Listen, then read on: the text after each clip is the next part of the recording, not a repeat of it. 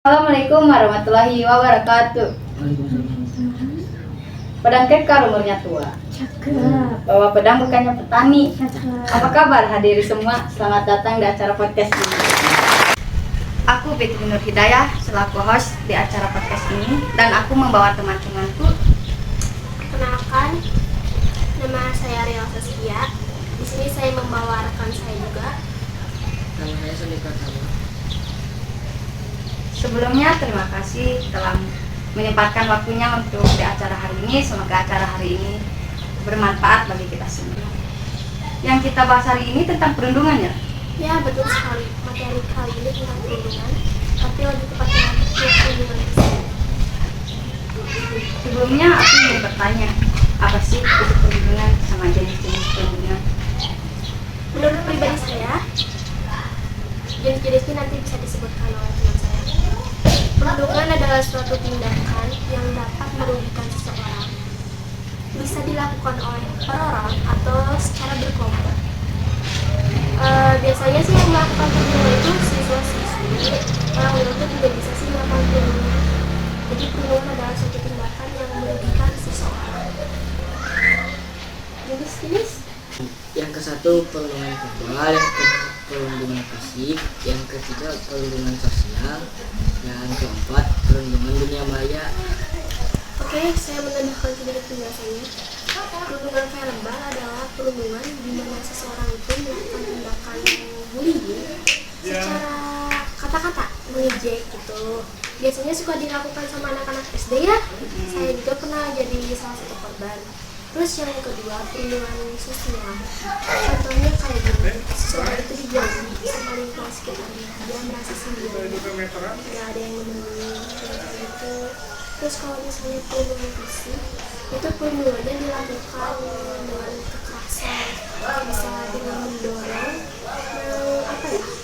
melukai seseorang dengan senjata tajam. Apalagi itu bahaya banget bagi seseorang, karena bisa juga menyebabkan cedera.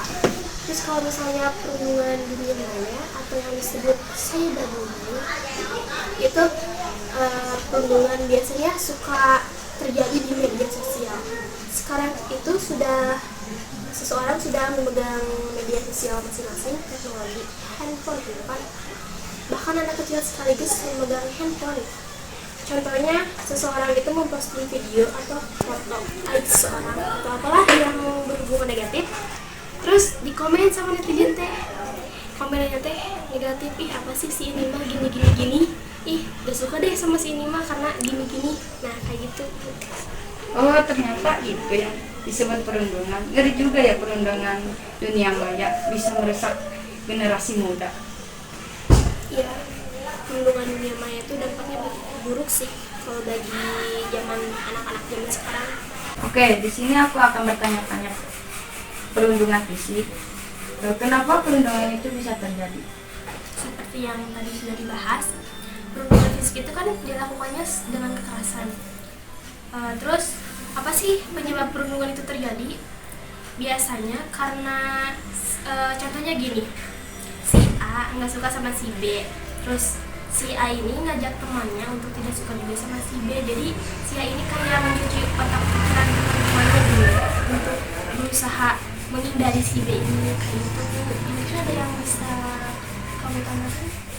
Bisa juga karena iri kepada seseorang dan menimbulkan perundungan.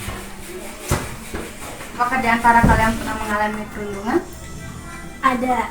Teman saya pernah mengalami perundungan, tapi teman saya hari ini berhalangan hadir karena ada urusan.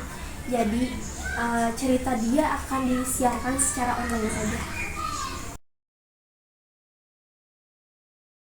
Hai guys, ayo berpikir jernih. Apa iya karena panas terik siang matahari, kita jadi nggak bisa beraktivitas?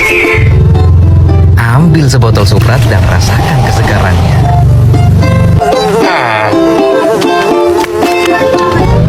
Dengan ekstrak air kendi, menjadikan sebotol Suprat lebih menyegarkan. Suprat, rasakan kesegarannya.